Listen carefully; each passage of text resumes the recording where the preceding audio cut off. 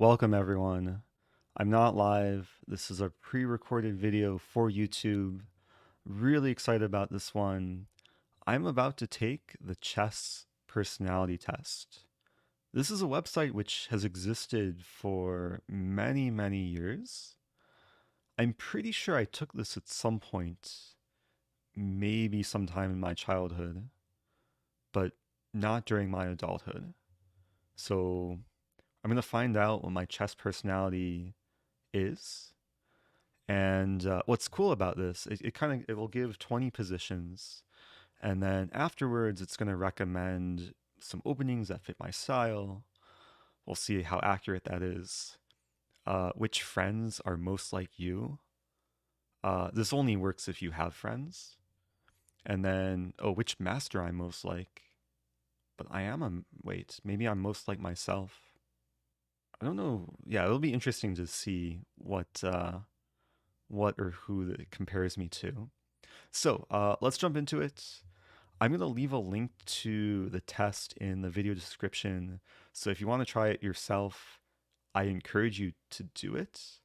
And then leave a comment below, like what you end up getting as your personality. It'll be cool to see if there's anyone who matches my personality. So let's go into this and just making sure the layout's okay. Looks good. Okay, so question one. Which side would you rather play in the following position? It's black to move. Ooh. I mean, this just looks really nice for white. This is like a Najdorf, looks like a Najdorf theory type thing. Um, I should probably think about it for a moment here. If it's black to move, oh, black's up a piece. Black's up a piece. Black has an extra bishop for a pawn. Um, I'm almost positive this is some like mainline opening of the problem for black. You can't really castle because can I make a move? No, I can't make a move. I guess I can only click these buttons. You can't castle because the king's tied down to the bishop, or maybe you could, but then you give back the piece. Knight f5 is coming, or as Ben Feingold would say, knife f5.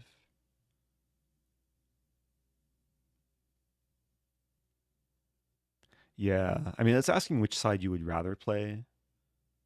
I'd much rather be white and just let my opponents suffer.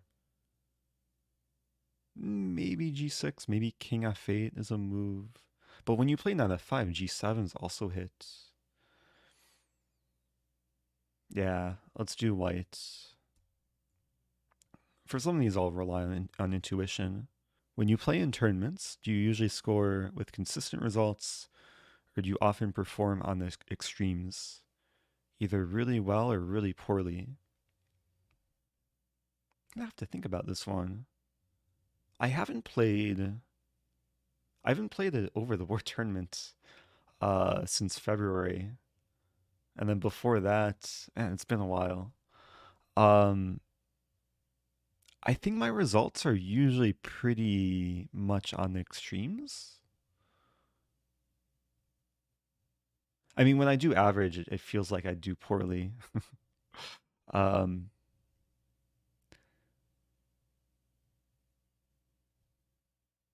yeah, there was a point. So in 2015, I had like a lot of like really good results. It's probably when I was playing more actively, 2015, 2016. And then I followed up with some really bad results. My rating just fluctuated. Yeah, we're gonna go with B. Which best describes how you think about this position in the Sveshnikov Sicilian? Oh, this is like a main line. I've played this position for both sides. Black has given up a critically. Well, what did I do? Back?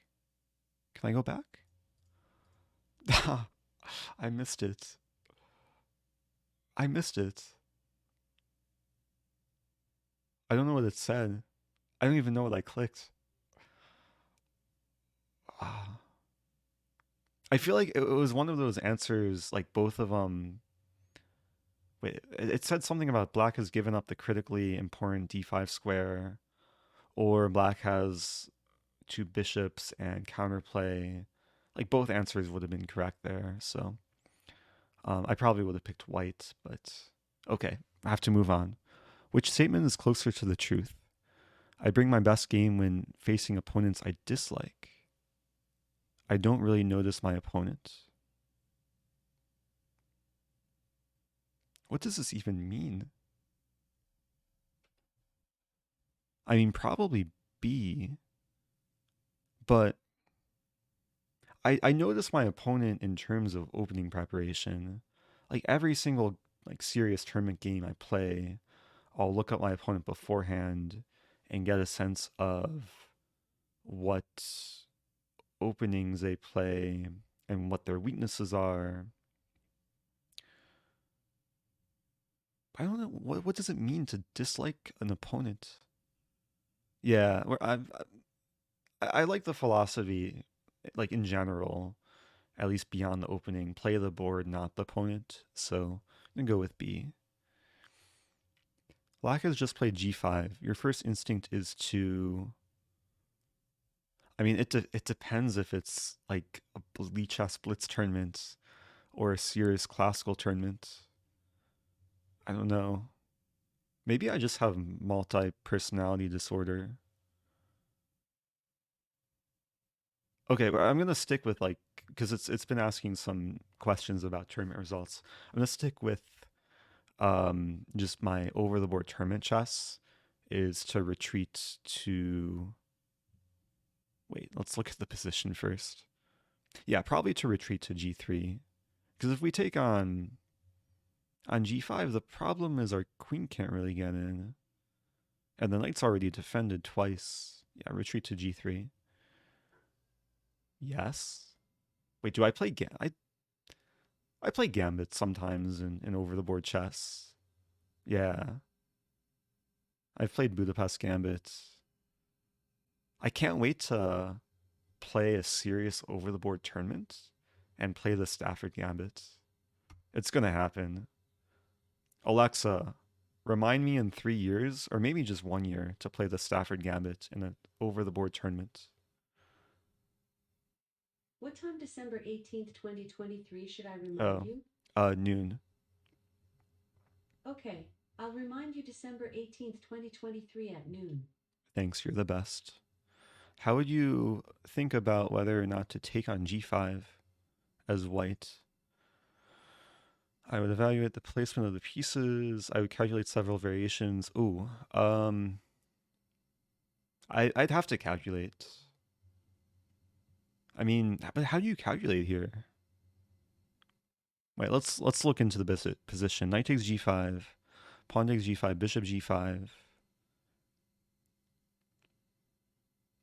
It's hard to calculate because black has a lot of options after bishop G5. There's queen E7, there's king G7, there's E5.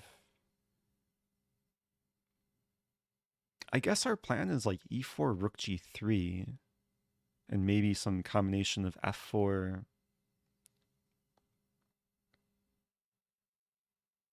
I'd probably be lazy. Yeah, I'd probably evaluate the placement of the pieces and just understand the resources. Like E4, rook G3, F4, F5 ideas. It's really hard to calculate concrete variations after bishop G5. Let's go with A. Under serious time pressure, you are more likely to probably both, but I guess more likely to I mean, when you move pieces aimlessly, you usually miss a tactic, right? But actually, so when I'm under time pressure, I like to try and be extra solid, like minimize blunders and move aimlessly. Yeah, okay, B. It's a good strategy because then you're less prone to missing tactics. Which of these ideas do you prefer for white? Oh, I remember this. I remember looking at this position and thinking, oh, knight d4, this So we should go through both options. White should trade bishops and put a strong knight on d4. No, I did the thing again. I did the thing again. Oh. I'm trying to think of the position. So the plans were either to trade bishops and play knight d4, or I think play pawn d4 at some point. I think that the knight d4 plan is kind of nice because then we have f5 potential. So I think I picked the right one. I have to watch my clicking. Okay, you start a game out with d4. Would you rather your opponent play d5 or f5? Honestly, probably d5 because then I just want to have a traditional London. And f5 is also fun, but let's say d5. Okay, let's not click. I'm going to take my hand off the mouse, but maybe hover over. You have been a pawn ahead for most of the game, but after tough resistance from your opponent, you have only 5 minutes left in this position. Would you play on or offer a draw, or offer your opponent a draw? Wait, why would I offer a draw? Should always play on. Yeah, you should never end the game prematurely like this. It's usually a hard rule that I give students. Like, do not take draws in positions where there's chances to win. Even if you're low on time, you'll learn a lot more. It makes for better YouTube content. Keep pushing for a win. Ooh, asking about my feelings. Okay, which statement comes closest to your feelings? It's always a joy to be paired with someone you've crushed in the past. The odds of winning are slightly higher against opponents one has previously beaten. What? It's always a joy. I mean, yeah, this is true. The odds of winning are slightly higher against opponents one has previously beaten. I mean, this is more like asking about emotion. It's asking about like if it's a joy, and this is just asking about statistics. I have to go with statistics. Those are more real than feelings. Okay. With plenty of time on your clock, whose move is it? Oh, okay. So basically, what would you do in this position if you had a lot of time? Assuming white to move, trade on e6, so knight takes e6, and play rook d7, because the endgame is good for white. Or redirect the knight to c3 to preserve the better minor piece. Invest some serious time calculating whether knight e6 achieves anything concrete. Honestly, I would take time. If I had time in this position, I would calculate. I mean, knight e6, rook e6, rook d7. It seems pretty concrete. Black would have to play rook, one of the rooks e7. We put the other rook on d1, and then we can start bringing our king in. Black brings a king in. I guess if we bring our king in, there's b5. And then we play king b3, b5, and then c4. But then c6, how do we make progress? Oh, maybe we bring the other rook from d1 to some square like d5 and then put our king on d4. I guess I don't actually have to calculate it. But it's a fun position to like dig into deeply. And that's my style in slower tournaments. Like if you have time and it's a concrete position, you calculate. It's a very important skill to have. So A is more like just rely on intuition, but B is it's a better approach. What do you think of the famous saying, chess is 99% tactics? Uh, I have to disagree. I mean, it's some percent tactics, some percent time management. What's that song by Fort Minor? 80% skill, 99% concentrated power of will, 5% pleasure, 15% pain, and 100% reason to remember the name. Oh, I disagree. Okay. How do you feel about this wild gambit line for black? It's white to move. Obviously, the pawn just moved to d5. The queen's attacked. I'm gonna have to look this up later. This looks familiar, but I don't know how this came about. Um, Black is down a rook? Can I count? Wait, black is down a rook and... I can't count. Black is down a rook and a pawn. But the knight's a bit stuck, and there's initiative. There's bishop g7, knight d4. So am I trying to lose, or I like my chances, and this will definitely mess with my opponent. I gotta go with B. I mean, this, even though this probably doesn't fit my classical tournament style, I would only go into this if I was prepared, and I would probably like my chances if I was engine prepared. Bishop g7 is coming. We'll win back the knight. There's knight d4. Let's go. After losing a game, have you ever broken something or yelled out loud? I mean, not since childhood.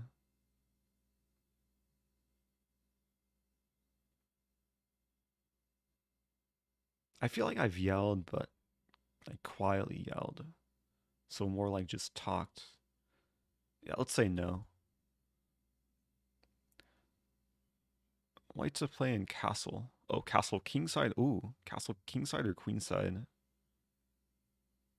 I mean, it's gotta be queenside. Gotta make it sharp. When you castle kingside, it's so boring. It doesn't make for good YouTube content. But you castle queenside, there's h3, g4, g5, pawn storm, knight e5, and it's hard for black to attack, actually. Like the knight is restricted by the pawns.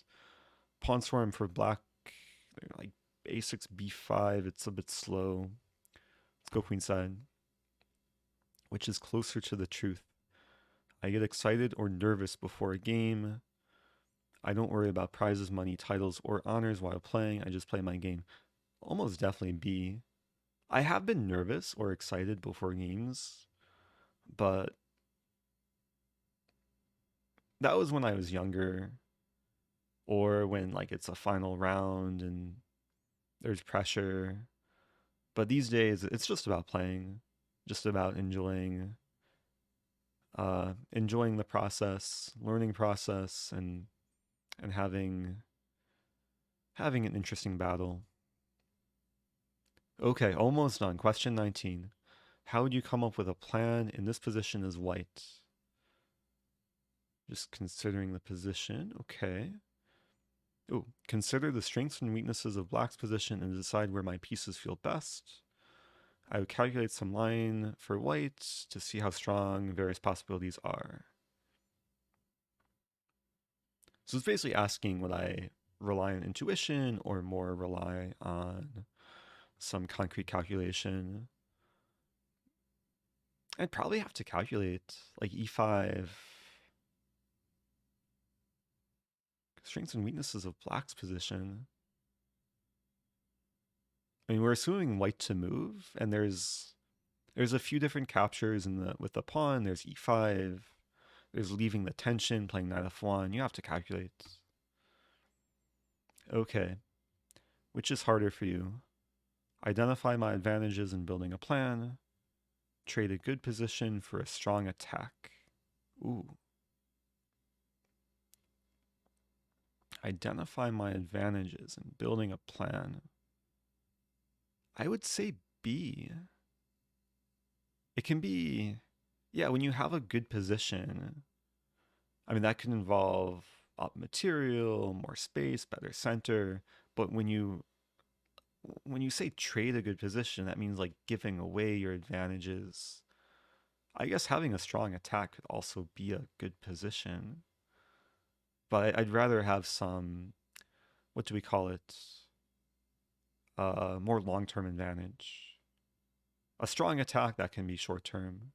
It could pay off, but it could not pay off. Let's go with B. Hey, I'm a surgeon, and people have to call me doctor now. Emmanuel Lasker. Surgeons are tricky, practical players who use positional play to fight for a win in all positions. They usually don't gain big advantages early in the game and sometimes even get worse positions, but Surgeon is clever and knows how to fight. Also, probably knows how to do surgery. With great nerves and calculating ability, a surgeon will uncover every hidden resource available to bring the game to a favorable conclusion. I think that's reasonable. So I'm a little bit more positional, but positional aggressive. It's interesting. I lean on the side towards calculating in slower games. Oh, I'm also calm. Ooh. Okay, where to share my results? Twitter or Google? Does this even exist anymore? Alexa, does Google Plus still exist? Here's something I found on the web. According to bluecorona.com, Google Plus still exists. Oh, I didn't know that. It's good to know. Okay, that was fun. I hope people enjoy that. Again, leave a comment if you want to share your own chess personality or if you just have random feedback. And don't forget to subscribe. On the verge of hitting 250,000 subscribers, trying to do so before the end of the year. And I'll catch you in the next video.